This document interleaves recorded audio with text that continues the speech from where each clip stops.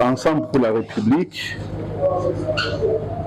une semaine après l'assassinat de l'honorable Chéribin Okende Senga. Ce jeudi 13 juillet 2023 qu'a été constaté l'assassinat de l'honorable Chéribin Okende Senga. Ce même jeudi, une conférence de presse a été organisée par le procureur général près la Cour de cassation, M. Firmin Mbonde, au cours de laquelle des éléments de ces premières investigations ont été livrés à l'opinion publique nationale et internationale. Dans cet exercice, le procureur général annonçait que le député Chéribin Okende avait été tué par une balle tirée par l'arme retrouvée dans la voiture de la victime. Au lendemain de l'assassinat au Dieu de l'honorable Chéribin Okende, soit le vendredi 14 juillet 2023, sur fond des éléments de la conférence de presse du procureur général près de la Cour de cassation évoquée ci-dessus, au terme du 104e Conseil des ministres qui s'est tenu sous la présidence du chef de l'État, Félix-Antoine Tshisekedi, je cite, « La ministre d'État, ministre de la Justice et garde des Sceaux, a été chargée de prendre contact avec les autorités belges dont le Premier ministre lui a dit la disponibilité de son pays à déléguer ses experts. Les Sud-Africains pourront également être associés, disait le compte rendu du Conseil des ministres. En ce qui nous concerne, nous avons exprimé le vœu d'une enquête indépendante et impartiale avec le concours de la MONUSCO et de certaines grandes nations du monde, dont les États-Unis, le Royaume-Uni, la France, le Canada. Notre président national, arrivé à Kinshasa pour les deuils, a entrepris des contacts à cet effet. Pendant que tout le monde attend la mise en place de cette commission d'enquête, le procureur général près la Cour de cassation, M. Firmin Mbonde Mambou, nous surprend par une nouvelle conférence de presse. Hier, mercredi 19 juillet 2023, il dévoile les résultats des travaux d'enquête sur l'assassinat de l'honorable Chéribin Okende Senga. À ce stade, l'attention des enquêteurs se focalise sur les gardes du corps du défunt et les déclarations ne seraient pas constantes sans qu'ils en dévoilent la nature.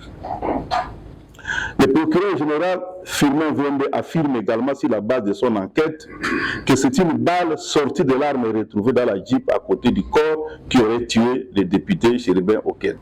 Nous exprimons notre indignation face à l'attitude et à la communication du procureur général. Pour nous, considérant la décision du gouvernement du 14 juillet 2023 qui appelle les garanties des experts internationaux indépendants, notre justice est dessaisie de l'instruction du dossier. Secondo, l'autopsie n'a pas encore été pratiquée alors qu'elle est incontournable dans ces cas pour permettre de déterminer les circonstances de la mort, l'heure de la mort et la cause et les moyens utilisés pour causer la mort.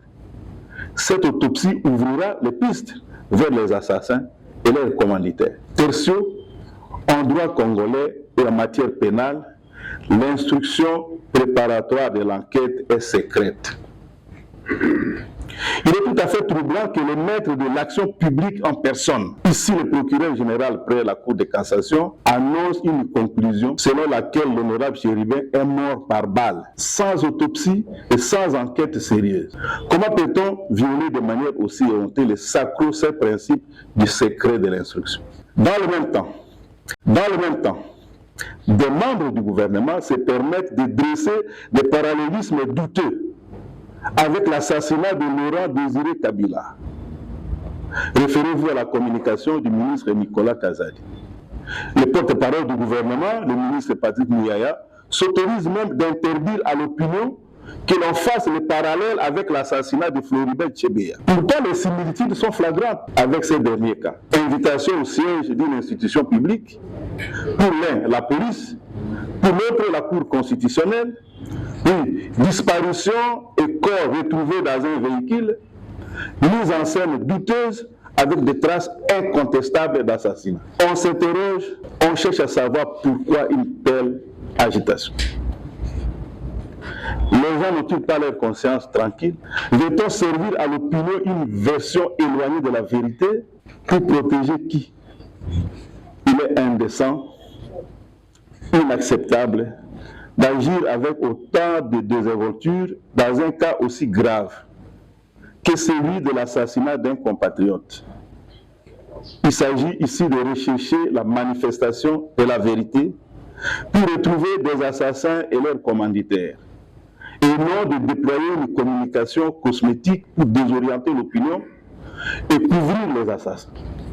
L'état de décréter les boucs émissaires est dépassé. L'opinion publique congolaise ainsi que la communauté internationale attendent qu'une enquête internationale indépendante et impartiale livre la vraie vérité et établisse toute la lumière sur l'assassinat de l'honorable Chérubin Okende. Avant que les preuves ne se dissipent, nous exigeons que cette commission d'enquête indépendante soit mise en place très rapidement. Le temps perdu sert aux assassins. Comme l'a dit le cardinal Fridolin Ambongo dans son homélie d'hier, aucune nation ne peut se construire sur les assassinats et les meurtres. Un pays où la dignité humaine n'a aucune valeur, un pays où le droit de l'homme ne compte pas, c'est un pays qui va tout droit à sa ruine. Les meurtres qu'on enregistre dans notre pays ne sont pas des actes spontanés. Ils ont été réfléchis, planifiés et exécutés. Fin de citation. Au vu de ce qui précède, Ensemble pour la République invite les uns et les autres à s'abstenir des propos susceptibles de désorienter les enquêtes. Ce serait du pain béni pour les auteurs de cet acte innommable à s'en tirer à bon compte au détriment des pauvres innocents. Que celui qui a tué réponde de ses actes. Je vous remercie.